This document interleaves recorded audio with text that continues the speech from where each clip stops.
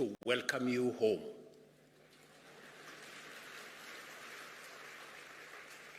And in a few months, we are having a conversation as Kenyans. In a few months, we are seriously considering abolishing any visa requirement because it is unfair to ask anybody coming home for visa.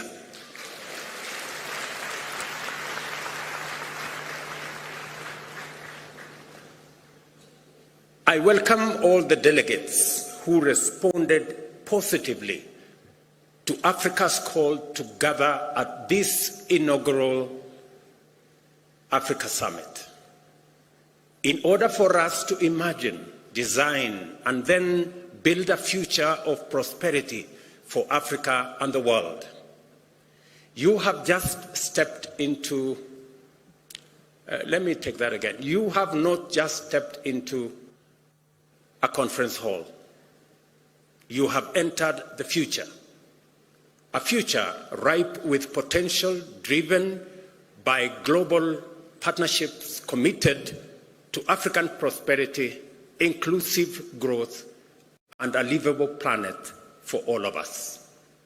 Clearly, therefore, this is no ordinary summit. We are not here just to talk about Africa or climate change in the usual way, which often accentuates our divisions. You all remember the North versus South, developed versus developing, polluters versus victims, and the whole of that conversation. And even within our own government, sometimes we have conversations around economic development, so badly needed for us to achieve stable and dignified livelihoods.